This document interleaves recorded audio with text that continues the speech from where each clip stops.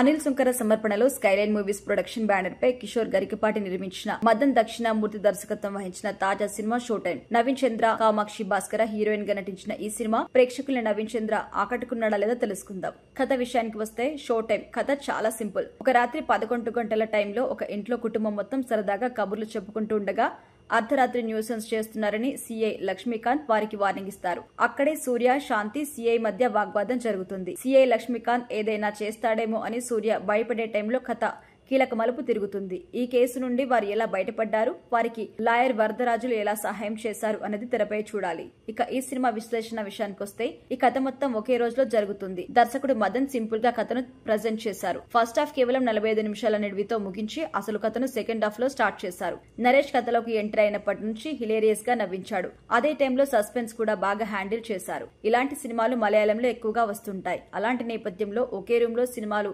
ఆశాంతం నడిపించి ప్రేక్షకుల్ని ఎంగేజ్ చేయడంలో దర్శకుడు మదన్ సక్సెస్ అయ్యారు. సస్పెన్స్ లో కామెడీని మిక్స్ చేయడంలో డైలాగ్స్ లో పదును ఉంటే వర్కౌట్ అవుతుంది. ఈ విషయంలో టీమ్ సక్సెస్ అయింది. గవిరెడ్డి శ్రీనివాస్ డైలాగ్స్ బాగా పండాయి. రాజా రవీంద్ర, నరేష్ మధ్య జరిగే ఎపిసోడ్ అయితే సినిమాకి హైలైట్. క్లైమాక్స్ ఊహించని విధంగా భిన్నంగా ఉంటుంది. ఇక నవీన్ చంద్రకి ఇలాంటి పాత్రలు కొత్తేం కాదు. ఆ అనుభవంతో సులువుగా చేసేశారు. వీకే నరేష్ తనదైన mark కామెడీతో అదరగొట్టారు. Raja Ravindra psycho police పాత్రతో సినిమా నడిపించడంలో కీలక పాత్ర పోషించారు. కామాక్షి భాస్కర్ లా ఉన్నంతలో మెప్పించింది. ఇక జమినీ సురేష్ ఉస్తాద్ ఇస్మార్ట్ శంకర్ పాత్రలో నవ్వించాడు. ఇక సాంకేతిక పనితీరు విషయానికొస్తే శేఖర్ చంద్ర నేపథ్య సంగీతం బాగుంది. సినిమాటోగ్రఫీ ఓకే, నిర్మాణ విలువలైతే బాగున్నాయి. ఫైనల్ గా చెప్పాలంటే హిలేరియస్ గా నవ్విస్తూ భయపెట్టే షో టైం ఆకట్టుకునే విధంగా చాలా బాగుంది.